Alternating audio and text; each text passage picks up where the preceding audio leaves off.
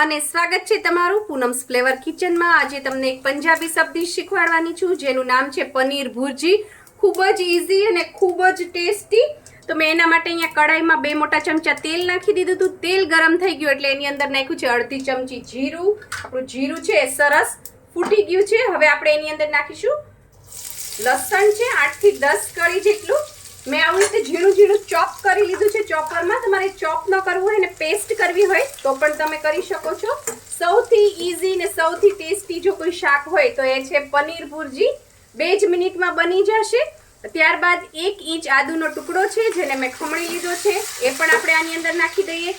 1 સુરતી લીલી મરચી છે એ જેને ઝીણી ઝીણી ચોપ કરી લીધી છે। બધી વસ્તુ ચોપ જ છે કારણ કે આમાં ચોપ વસ્તુ છે એ ખૂબ જ સરસ લાગશે।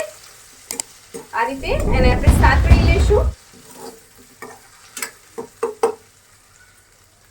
આ બધું સરસ સાંતળાઈ ગયું છે। હવે સાથે 2 ડુંગળી છે એને પણ મેં કીધું એ રીતે ચોપ કરી લીધી છે એ પણ આપણે આની અંદર મિક્સ કરી દઈશું અને એને થોડીક આપણે બ્રાઉન જેવી થવા દઈશું એટલી સાતળી લઈએ। ડુંગળી છે એ થોડી ગોલ્ડન બ્રાઉન થઈ ગઈ છે। હવે આપણે એની અંદર મસાલા કરી દઈએ। આપણે હળદર નાખવાની છે એની અંદર 5 ચમચી જેટલી। ત્યારબાદ 1 નાની ચમચી જે ભરીને આપણે ધાણા જીરું પાવડર નાખીશું।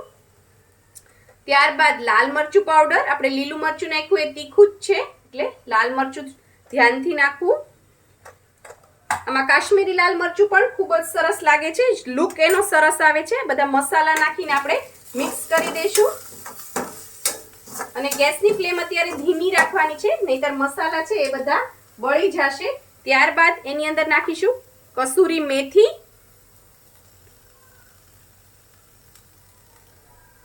કસૂરી મેથી છે એને પણ આમાં જ નાખી દઈશું આપણે અને સાથે સાથે હવે નાખી દેવાના છે ટમેટા। 2 ટમેટા છે કારણ કે ટમેટા છે એ પાણી છોડશે એમાં છે આપણો મસાલો બધો કૂક પણ થઈ જશે અને ટમેટા પણ કૂક થઈ જશે, ટાઈમ પણ બચશે અને મસાલો પણ કૂક થઈ જશે, 2 વસ્તુ થઈ જશે।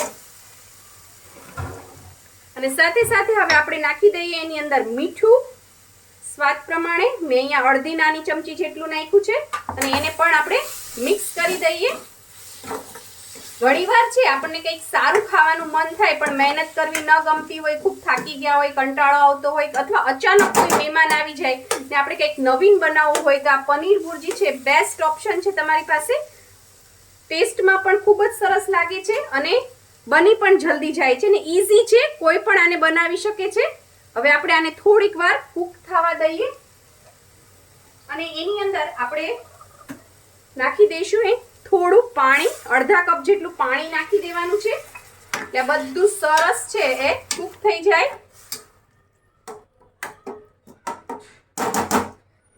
ખુલ્લું જ રાખવાનું અને મીડિયમ ફ્લેમ ઉપર હવે આને આપણે કૂક થવા દઈએ। મસાલામાંથી તેલ બહાર નીકળવા માંડ્યું છે અને ટમેટા પણ સરસ ગળી ગયા છે એટલે આપણો આ મસાલો કૂક થઈ ગયો છે। હવે આપણે એની અંદર નાખીશું બટર।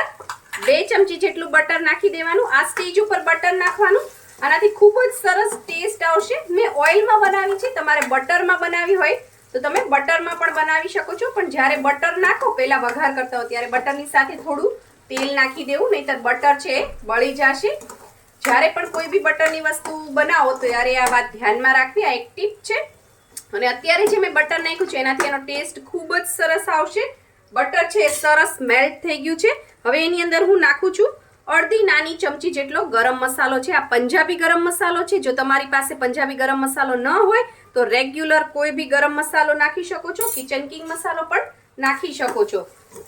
એ સરસ મિક્સ કરી દેવાનું। હવે આપણે એની અંદર નાખી દઈએ છીએ પનીર। બટર નાખ્યા પછી મિક્સ કરીને પનીર નાખવાનું છે। આ પનીર 300 ગ્રામ છે અને આ રીતે એને ચૂરો કરી લેવાનું છે। મેં આ ઘરે જ બનાવેલું છે પનીર। તમે બહારથી લઈ આવીને નાખતા હો તો એને થોડું ખમણી લેવું અથવા હાથેથી મસળી લેવું અને આ રીતે મિક્સ કરી દઈશું। મેં 1.5 લીટર દૂધમાં અડધું લીંબુ નીચોવી અને પનીર તૈયાર કરેલું છે। ગરમ કરવાનું દૂધ, એની અંદર તમારે અડધું લીંબુ નીચોવી દેવાનું અને 2 મિનિટ રાખવાનું એટલે દૂધ છે એ સરસ ફાટી જાય। ત્યારબાદ એને એક સુતરાઉ કપડામાં છે ગાળી લેવાનું જેથી પાણી એનું બધું અલગ થઈ જાય અને પનીર છે એ કપડામાં આવી જાય। અને ઈ પનીરને મેં અહીંયા નાખ્યું છે। એટલે ઇઝીલી પનીર બની જશે. અને પનીરને છે એકથી 2 વાર મેં ધોઈ લીધું હતું પાણીથી, જેથી એની ખટાશ બધી નીકળી જાય. ફ્રેશ પનીરથી પનીર ભુરજી ખૂબ જ સરસ બને છે. આ બધું સરસ મેં મિક્સ કરી દીધું છે અને હવે આપણે આને 2 થી 3 મિનિટ સરસ કૂક થવા દઈએ, જેથી પનીરમાં બધા મસાલા છે એ સરસ ભળી જાય. જ્યારે બી તમે ગ્રેવીમાં બધો મસાલો આપણે જે પહેલા બનાવ્યું ડુંગળી ટમેટાની જે ગ્રેવી નથી કરી પણ કટ કરીને જે આપણે બધો મસાલો નાખ્યો, મસાલા વ્યવસ્થિત કરવાના, તો જ આનો ટેસ્ટ સરસ આવશે. કારણ કે પનીર છે એને ખુદનો પોતાનો કોઈ ટેસ્ટ નથી હોતો, એટલે મસાલા સારા હશે તો ટેસ્ટ સરસ આવશે.